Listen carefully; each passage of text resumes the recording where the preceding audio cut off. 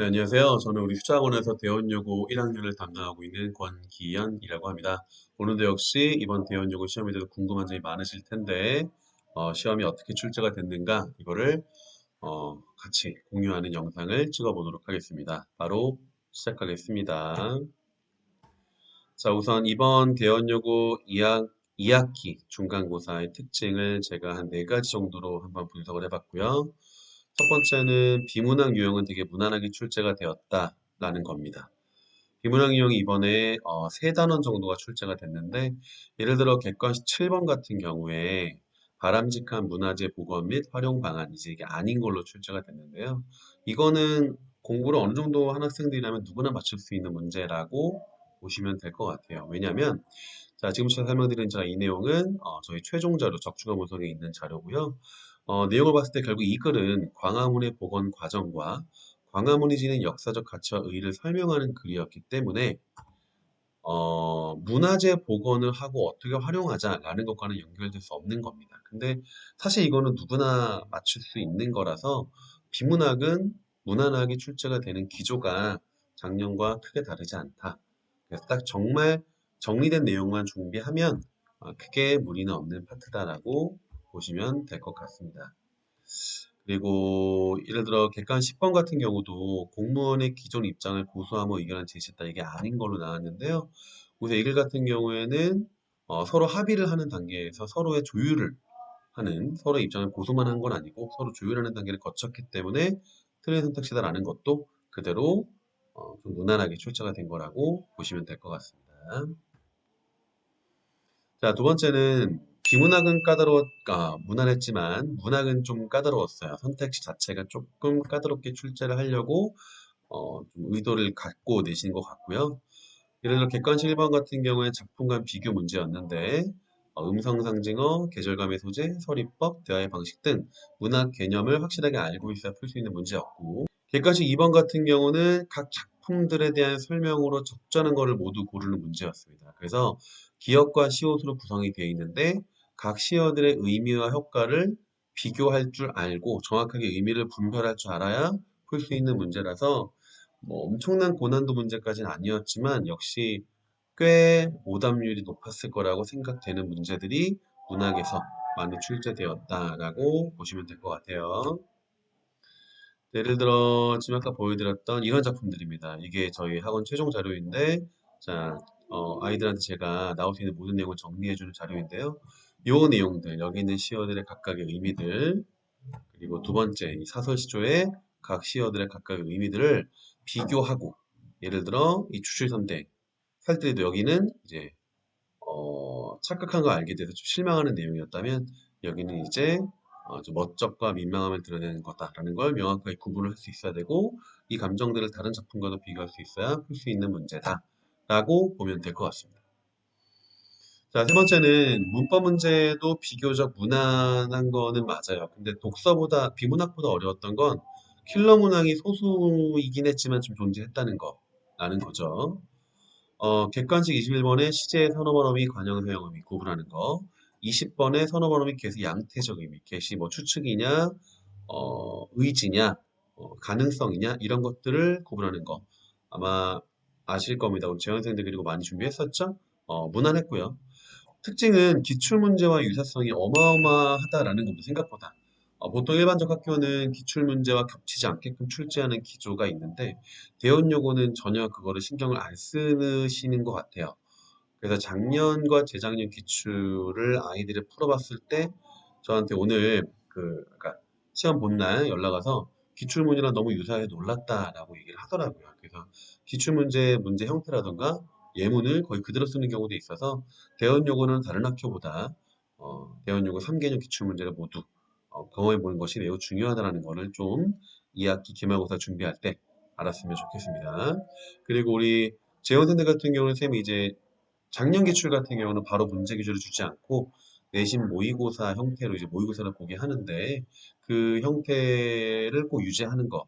그러니까 작년 기출 같은 경우 가장 최근의 기출은 꼭 실전 시험처럼 시간을 분배하고 시간을 정확하게 제한한 다음에 푸는 연습을 하는 게 효율적이라는 걸 대원육 학생들이 알았으면 어머님들도 아셨으면 좋겠습니다. 객관식 22번은 이중피동과 사동피동을 고려 문제. 이게 이제 킬러 문제에 해당이 되는 거예요. 이게 아마 문법 문제에서 오답률이 제일 높았을 거라고 판단을 하고요. 그 2번 선택지에 넓혀졌다라는 내용이었습니다. 이 넓혀졌다는 언뜻 보기에 이중피동으로 판단을 할 수 있죠. 형태가 거의 이중피동 형태니까. 근데 이제 이걸 풀어보면은 넓이 어지었다인데, 그래서 넓히다랑 어지다가 결합된 겁니다. 근데 넓히다는 내가 무엇을 넓히다 이런 식으로 목적어가 들어갈 수 있는 거라서 넓히다는 사동 표현이기 때문에 넓히 어지었다에서 희는 사동, 어지는 피동이라 이거는 피동, 이중 피동이 아니라 사동 피동이 결합된 맞춤법, 문법적으로 틀린 게 없는 예문이라서 이게 틀린 거였습니다. 그래서 우리 재현 선생님들은 직보 때 이런 거 어떻게 해결하라고 하는지 선생님이 얘기했었죠? 어지다를 빼고 넓히다를 문장을 만들어서 목적어의 유무로 판단을 했었고 그걸 그대로 출제한 거라고 보시면 될 것 같습니다. 그래서 이제 최종 자료에 제가 마지막으로 넣어줬던 문제인데요. 이런 문제가 그런 경우입니다. 이 벗겨졌다나 숙였다 같은 것들이 끊어졌다, 꺾였다, 네, 못합니다. 꺾였다.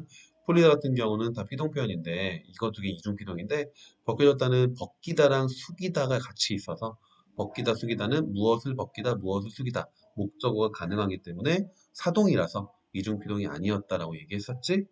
죠? 우리 지원생들. 그래서 맞췄을 거라고 생각을 하고 좀 어려웠던 문제라고 보시면 될 것 같습니다. 기말고사에도 문법이 들어갑니다.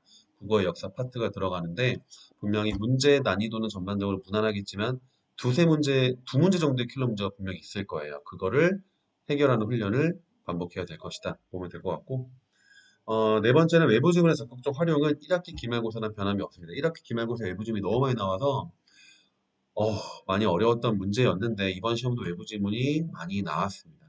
객관식 4번 같은 경우는 추상의 구체화가 나와서 1번 선택지에 배암의 또아리 같은 것들, 4번 선택지에 부지런한 계절을 피어선 진다 이런 것들이 이제 추상의 구체화였는데 다행히 이번 시험 같은 경우는 외부 지문이 많이 제가 예상했던 게 많이 출제가 돼서 아이들 최종 자료 외부 지문 해석 훈련 자료인데 여기에서 배암의 또아리를 들고 있다, 부지런한 계절을 피어선다 이게 그대로 출제가 돼서 우리 재원생 학생들은 좀 어려움 없이 풀 수 있었을 거라고 생각이 들고요.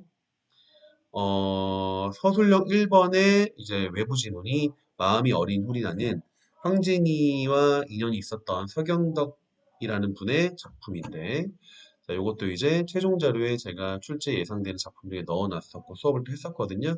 그래서 역시 다행히 출제가 돼서 재현생들은 잘 풀었을 거라고 생각이 들고, 객관식 1번은 충신 연주지사 정서의 정과적이라는 작품이었어요. 요게 이제 송미인국의 충신 연주지사 연관돼서 출제가 된 건데, 요거를 제가 최종자로 외부지문 예상 정리할 때 이 작품은 사실 예상이 가능해요. 충신 연주지사의 대표적인 작품이기 때문에 이 작품과 연결돼서 출제가 될 거다라고 했었고 그대로 출제가 돼서 그나마 다행인데 기말고사에서 기억해야 될 거는 외부 지문이 이번만큼 많이 나오지 않을 것 같지만 그래도 외부 지문이 출제가 되는 건 대원 요거는 역시 변함이 없다라고 보면 될 것 같습니다. 그리고 하나만 더 시험 범위를 잘 보면 시험 범위의 특징과 주제와 역사적 배경을 잘 보면 어느 정도는 출제될 작품들이 예상 가능하다라는 거를 알았으면 좋겠습니다. 그다음 마지막이 반어법이 외부좀 순서가 됐는데 문정희의 겨울일기라는 작품이었는데 이 작품이었어요.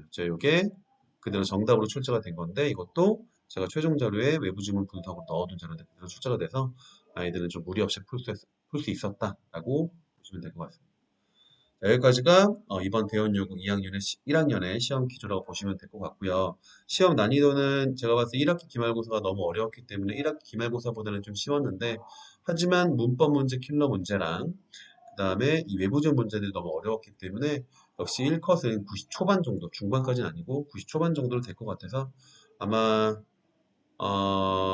학생들이 잘 본 학생들이 꽤 있을 텐데 방심하지 말고 기말고사도 열심히 준비해서 그리고 혹시나 성적이 더 오르지 않은 친구들도 낙심하지 말고 계속 꾸준히 준비하는 과정을 거쳐서 기말고사는 좀 더 좋은 결과를 가졌으면 좋겠습니다.